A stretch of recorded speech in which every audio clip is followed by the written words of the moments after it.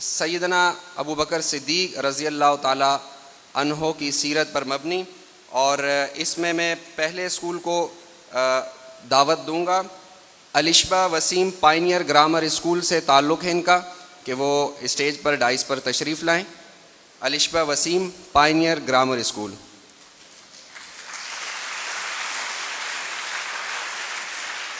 یہاں موجود طلباء کی خوب حوصلہ افزائی کریں، اور ایک بار پھر سیدنا صدیق اکبر رضی اللہ تعالیٰ عنہ کی مدحت سرائی میں اقبال کا یہ شہرۂ آفاق شعر آپ کی خدمت کی نظر کروں گا۔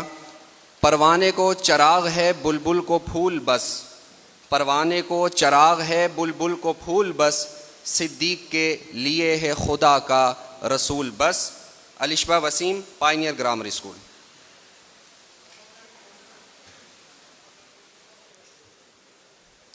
بسم اللہ الرحمن الرحیم۔ جناب اعلیٰ اور میرے قابل قدر سامعین، السلام علیکم۔ صدر علی وقار، میں آج جس موضوع پر لب کشائی کرنے جا رہی ہوں اس کا عنوان ہے یار غار و مزار، یعنی سیدنا ابو بکر صدیق رضی اللہ تعالی عنہ، جنہوں نے عشق و وفا کی وہ داستان مقرر کی کہ غار کی تنہائیوں میں بھی اپنے محبوب صلی اللہ علیہ وآلہ وسلم کے ساتھ رہے، اور مزار میں بھی اپنے حضور صلی اللہ علیہ وآلہ وسلم کی سنگت میں ہیں۔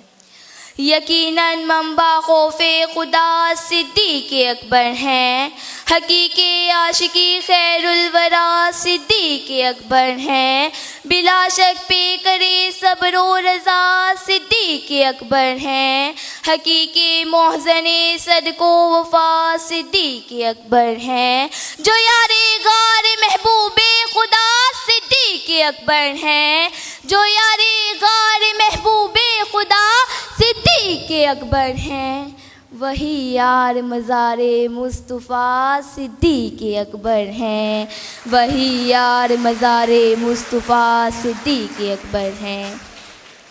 صدر وقار، جب حضور صلی اللہ علیہ وآلہ وسلم نے کفار کے مظالم سے تنگ آ کر غار میں پناہ لی تو اس وقت سیدنا ابو بکر صدیق رضی اللہ تعالی عنہ غار میں اپنے آقا کی خدمت کے لیے ساتھ موجود تھے، اور سیدنا ابو بکر صدیق رضی اللہ تعالی عنہ اپنے صحابی، لاڈلے صحابی کی گود میں اپنا سر انور رکھ کر آرام فرما رہے تھے کہ غار کے ایک سوسان سے سانپ نمودار ہوا، اور سیدنا ابو بکر صدیق رضی اللہ تعالی عنہ نے اپنی ایڑی اس سوراخ پر رکھ دیتے ہیں جس میں سے سانپ نمودار ہو رہا تھا، اور حضور صلی اللہ علیہ وآلہ وسلم اس محبت میں کہ کہیں یہ زہریلا سانپ میرے محبوب کی نیند میں خلل کا باعث نہ بنے، اور وہ سانپ مسلسل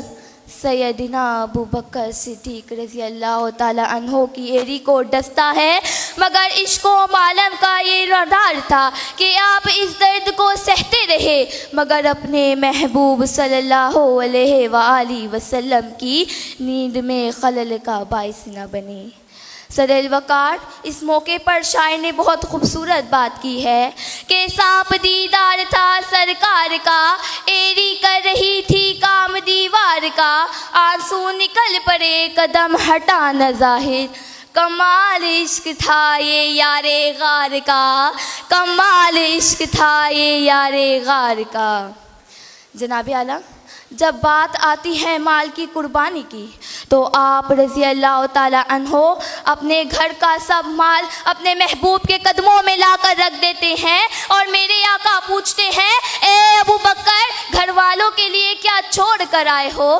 تو آپ عرض کرتے ہیں یا رسول اللہ، گھر والوں کے لیے تو اللہ اور اس کا رسول ہی کافی ہے۔ جناب اعلیٰ، یہ وہی عشق تھا جس نے آپ کو یار غار و مزار بنا دیا۔ صدر علی وقار، حضور کی سنگت میں غار میں رہنا کوئی معمولی بات نہ تھی۔ روایت میں آتا ہے کہ سیدنا فاروق اعظم نے سیدنا ابو بکر صدیق رضی اللہ تعالی عنہ سے فرمایا اے ابو بکر، میری زندگی کی ساری نیکی नेकियां तुम रख लो और वो 3 रातें मेरे नाम कर दो जो आपने गार में मेरे आका के साथ गुजारी हैं।